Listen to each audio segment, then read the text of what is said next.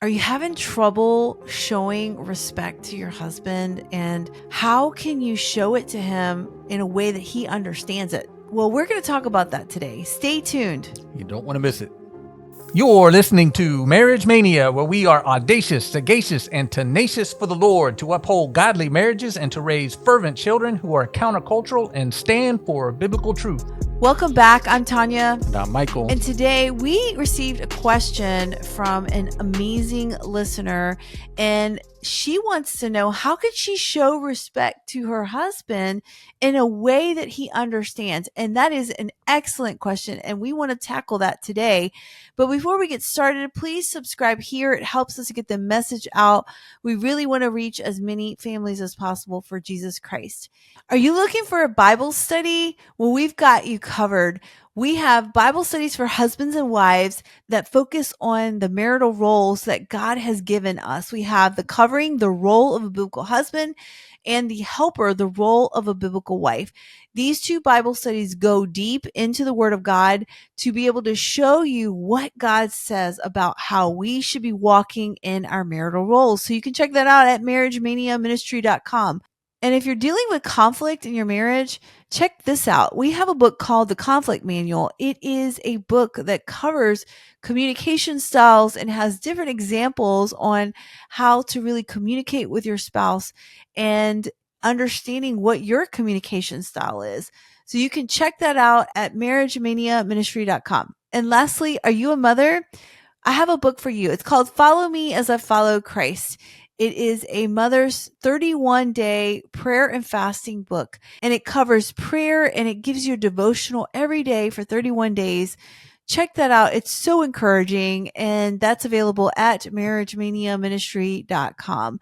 All right, so we're going to get back into this topic. The question is, how can I respect my husband in a way that he understands? That is a great question, because we also have to look at how we're communicating to him and understanding what the tension could be. And maybe he's not feeling respected in a way because of your tone or body language or how your words are being said. And so we're going to talk about that today, and just how we can show respect and communicate that in a healthy way. What do you think, Michael?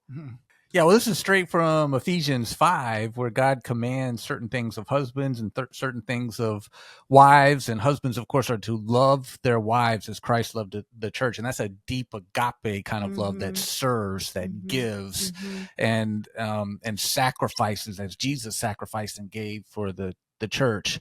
And wives are to submit to the husband's leadership of the family and are to respect his leadership. And all the discussions on that is, what does that mean? How does that play out in the real life, where the rubber meets the road and things are difficult, and how do we treat each other different? Are men and women even different? To me, that's always a funny question, because I think anybody that's been married, you're like, oh my goodness, I didn't realize living with a woman is this hard. They're so different than me.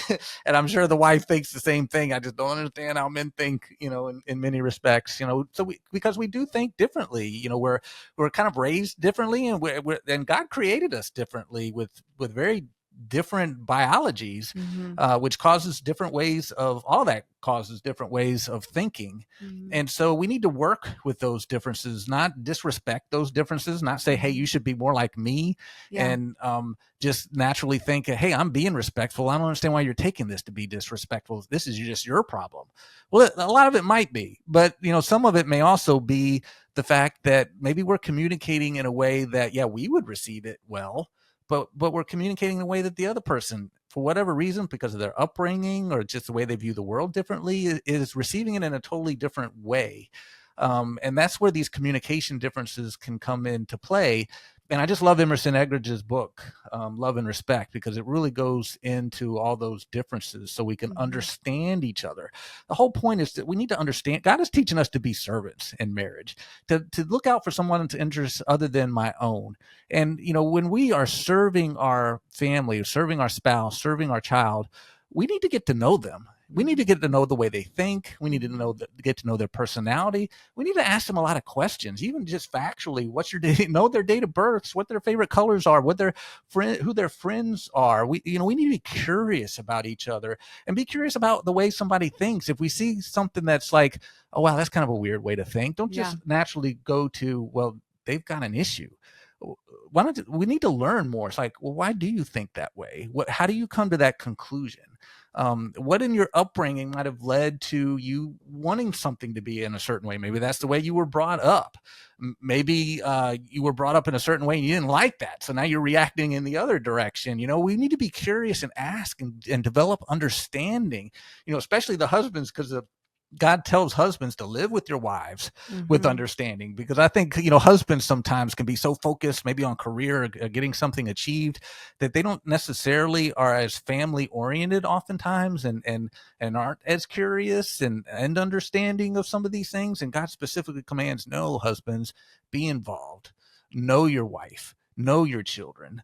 Don't just depend on your wife to depend on when their date of births are, what their favorite colors are, what your children like. Know them, enter into their world, join them in their world, ask them what they like to do and do that with them and have fun with them. When we develop that understanding, then we can see how they view the world, and it's easier to be respectful in their language, in the way that they view the world. And when we're not engaged, then that's when we can do all those missteps, when we can say something and it sets them off and we're sitting there totally confused because I have no idea why what I said made them so angry.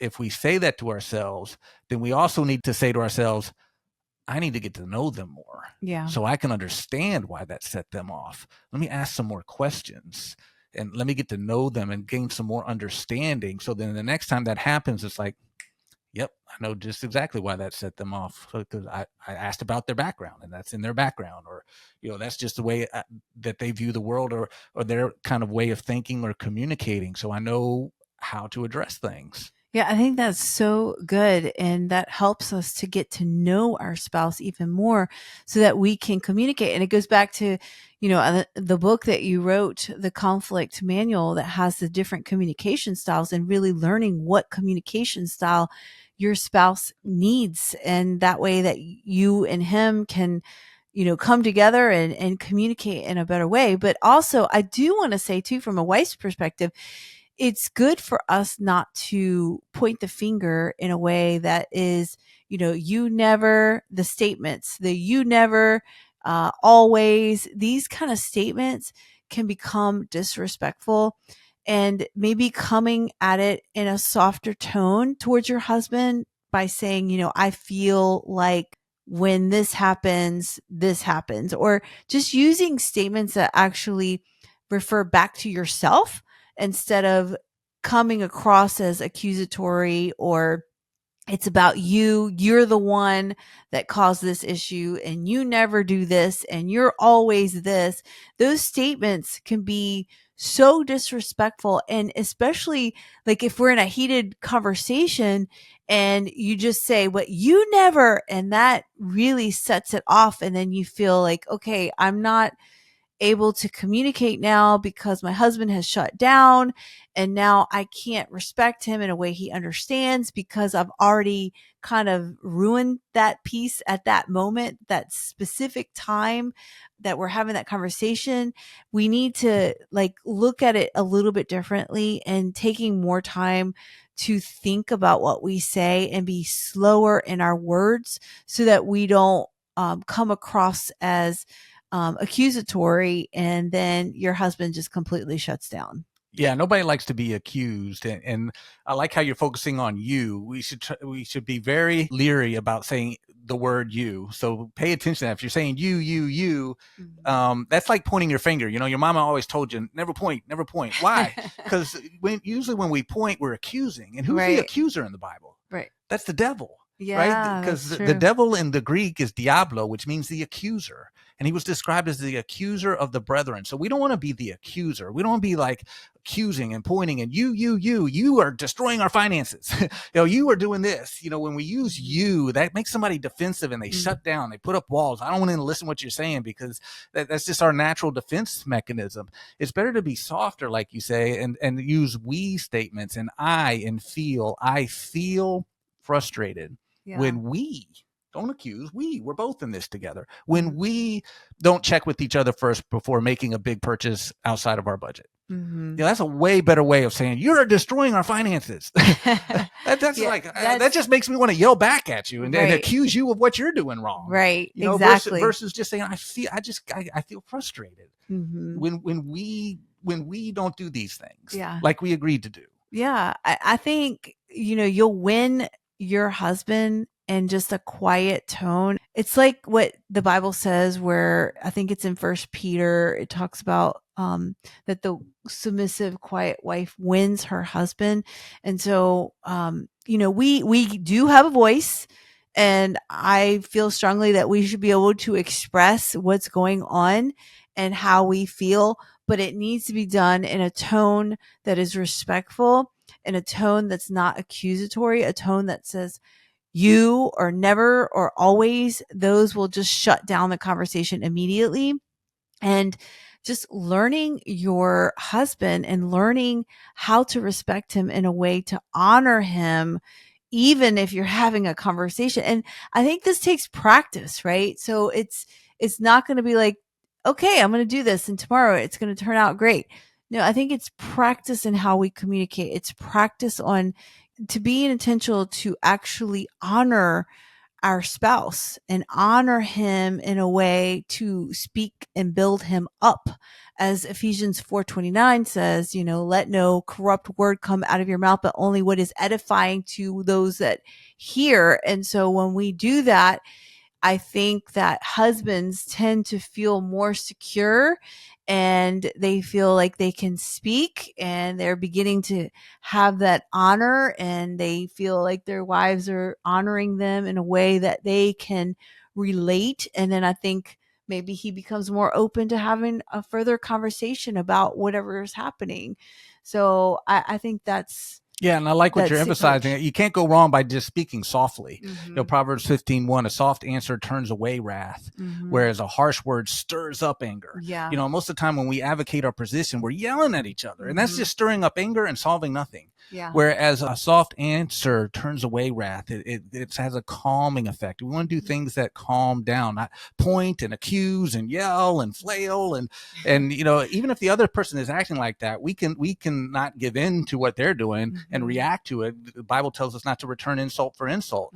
That we heap coals of fire on someone's head when we turn the other cheek. And we can model sound communication and respectful behavior, even in the face of disrespect, and return a harsh answer with a soft answer, and take pride in trying to figure out, how can I, this person's obviously upset. How can I say things in a way that actually has a calming effect, calms them down, and gets us to the point where we're sitting down and talking about what happened instead of yelling at each other.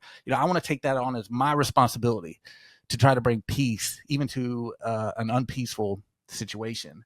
And the biggest way that, as we talked about before, as James said, is be slow to speak and quick to hear.